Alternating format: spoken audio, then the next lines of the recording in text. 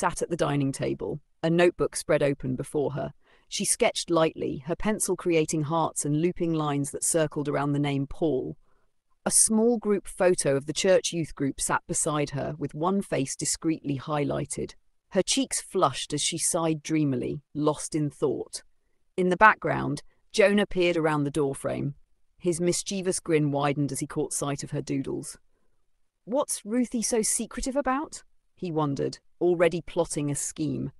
The room was warm and inviting, adorned with simple family treasures, a vase of fresh flowers in the center of the table, family photos on the walls, and a curtain that fluttered slightly in the autumn breeze. Scene 1B. Jonah's discovery. Ruthie, still engrossed in her notebook, failed to notice Jonah sneaking closer.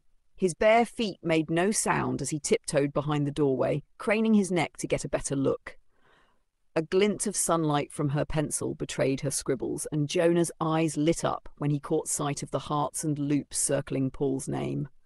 "Gotcha!" he whispered under his breath. Just as Jonah leaned in for a better view, the wooden floor creaked beneath his weight.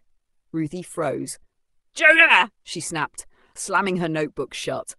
"Relax, sis," Jonah teased, flashing his most innocent smile. "I wasn't looking much." Ruthie's face turned crimson as she hugged her notebook tightly to her chest. "Go bother someone else, Jonah," she hissed. But Jonah was already darting out of the room, laughing under his breath. He had seen enough. His mischievous mind began to formulate a plan that would not only embarrass Ruthie, but also bring some entertainment to his otherwise dull week. Ruthie sighed, muttering a prayer for patience. "Lord, why did you give me him for a brother?" The sound of Jonah's giggles echoed down the hallway, leaving Ruthie both nervous and annoyed.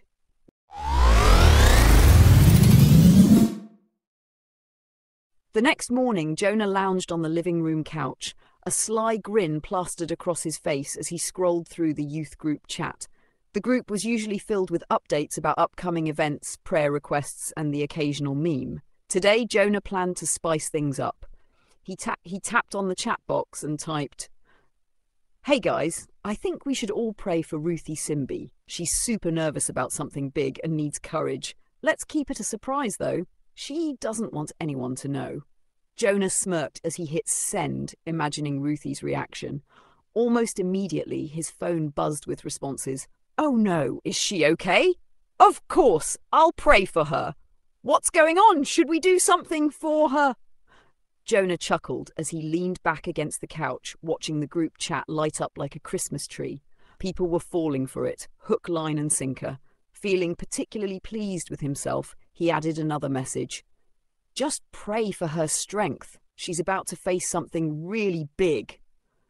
Satisfied, Jonah tucked his phone into his pocket and strolled to the kitchen, whistling a hymn he had barely paid attention to during Sunday school. His stomach rumbled as he opened the fridge and pulled out a slice of leftover cake, savouring both the dessert and his own cleverness. Meanwhile, in another corner of the house, Ruthie sat at her small vanity mirror, carefully braiding her hair. A few strands of sunlight peeked through the curtains, illuminating the soft pink of her cheeks as she hummed a hymn she had heard Mama Simbi sing earlier. The faint smell of freshly brewed tea wafted from the kitchen, but Ruthie was too lost in thought to notice. "Maybe I'll talk to Paul after service," she murmured to herself, her reflection giving an encouraging nod. "He's always so polite, and that smile!" She glanced down at the small notebook she had brought to her room. Her doodles from the day before stared back at her, hearts, loops, and Paul's name circled in tiny floral patterns. Blushing, she quickly shut the notebook and slid it under a pile of old church programs. Ruthie didn't know that her brother's mischief was already setting the stage for a Sunday service she would never forget. By evening, Jonah's little prayer request had taken on a life of its own. The youth group chat was buzzing with excitement. "Maybe she's leading worship next Sunday. I heard she might be starting a Bible study. She's probably joining the choir. Ruthie's always been quiet, but she sings like an angel." Some of the more dramatic members began sharing the request with their families, and by dinner time, even a few church elders were murmuring about Ruthie's big moment. Jonah overheard the speculations as he sat at the dinner table and had to bite his tongue to keep from bursting out laughing.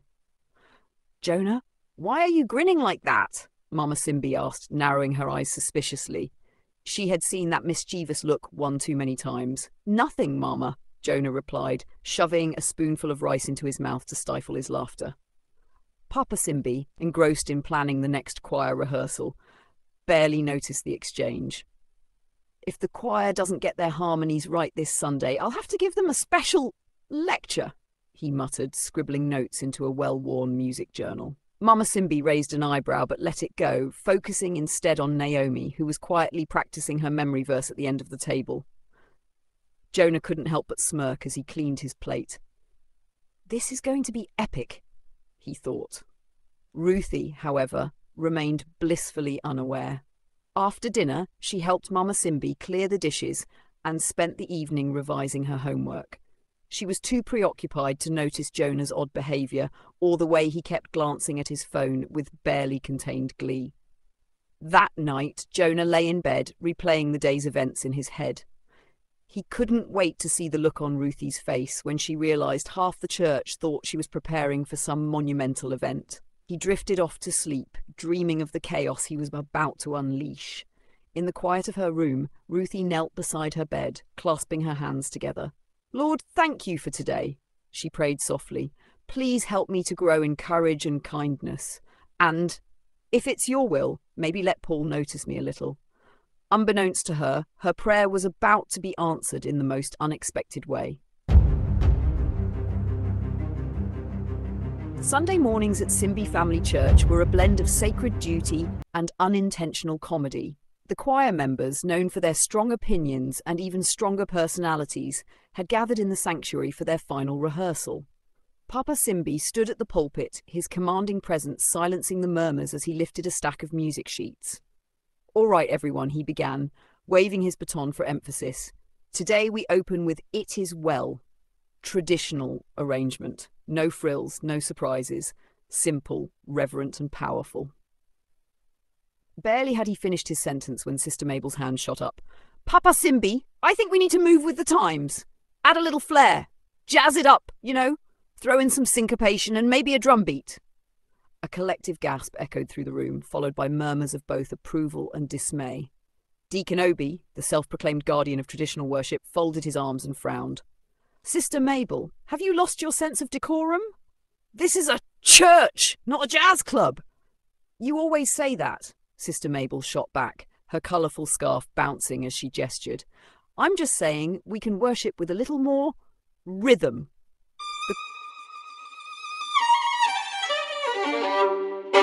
Sunday service showdown. The sanctuary buzzed with energy as the congregation filed in, filling the pews with chatter, laughter, and the rustling of hymnals. The air was thick with anticipation.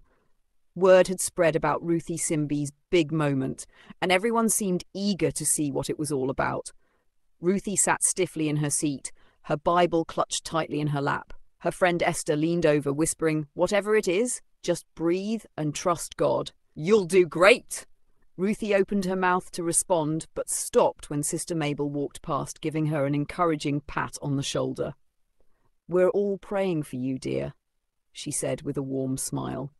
Ruthie's heart sank further. What is going on? She thought, her pulse quickening. At the pulpit, Papa Simbi stood tall and commanding as he raised his hand to signal the choir.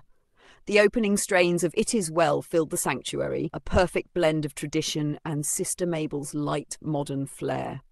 The congregation joined in, their voices swelling in harmony. Ruthie tried to sing along, but her voice wavered as her anxiety grew. She noticed even more people sneaking glances her way, whispering behind their hymnals. From his seat near the back, Jonah watched the scene unfold with a grin. He had noticed the buzz around Ruthie growing all morning. By now, even the ushers were curious, whispering to each other and pointing subtly toward her pew. After the hymn, Deacon Obi stepped up to the podium for the morning prayer. His deep voice resonated through the sanctuary. "Dear Lord, we thank you for bringing us together this beautiful morning. We lift up our sister Ruthie Simbi, who is preparing to do something special today. Lord, give her strength and courage to fulfill your will." Ruthie's jaw dropped. She turned to Esther, her eyes wide. "Did he just—" Esther nodded enthusiastically. "Isn't it wonderful? Everyone's praying for you. Ruthie slumped back in her seat, her mind racing. What were they expecting her to do? Did they think she had volunteered for something? Did Jonah tell them she had a secret calling? As the prayer ended, Pastor Josiah took the pulpit, his usual jovial demeanour setting the tone for his sermon. He greeted the congregation warmly before turning his gaze toward Ruthie. Before we get into today's message, I just want to acknowledge the incredible courage it takes to step out in faith, he said, smiling. Ruthie SIMBI, we're all proud of you. Whatever God has placed on your heart, we support you. The congregation erupted into applause, and Ruthie wished the ground would swallow her whole. She glared at Jonah, who was biting his lip to keep from laughing. As the sermon began, Ruthie couldn't focus on Pastor Josiah's words. Her thoughts were consumed with questions. Should she stand up and clarify the misunderstanding? Should she confront Jonah now or after the service?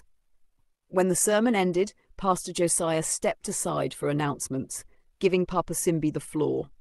He ran through the usual updates, choir rehearsal, the church picnic and upcoming Bible study sessions before adding, and now let us continue to support Ruthie in prayer as she prepares for this exciting chapter of her faith journey. The congregation murmured their approval. Unable to bear it any longer, Ruthie stood abruptly. "Excuse me," she blurted, her voice trembling. The room fell silent, all eyes turning to her. Thank you all for your prayers, but I think there's been a misunderstanding." Her voice quivered, but she pushed on. "I'm not preparing for anything. Jonah!" She turned to her brother, who was now sinking low in his seat. "Is there something you want to share with the church?" A ripple of laughter spread through the room as the pieces began to fall into place. Jonah slowly stood, his face a mix of guilt and embarrassment. "Well, he stammered, rubbing the back of his neck. "It was just a joke. I thought it'd be funny to ask everyone to pray for Ruthie. I didn't mean for it to go this far." The congregation erupted into laughter, some shaking their heads, while others clapped at Jonah's sheepish admission. Pastor Josiah chuckled, stepping back up to the pulpit. "Well, I think we've all learned a valuable lesson today," he said with a grin. "God works in mysterious ways, even through mischievous little brothers. Let's continue to pray for Ruthie and Jonah, Ruthie for patience and Jonah for wisdom." After the service, Ruthie confronted Jonah in the churchyard. "You're lucky I didn't faint in there," she scolded, though her tone was lighter now that the ordeal was over. Jonah grinned sheepishly. "Hey, everyone prayed for you? Isn't that a good thing?" Ruthie shook her head, but a small smile crept onto her face. "Next time you want attention, maybe try praying for yourself."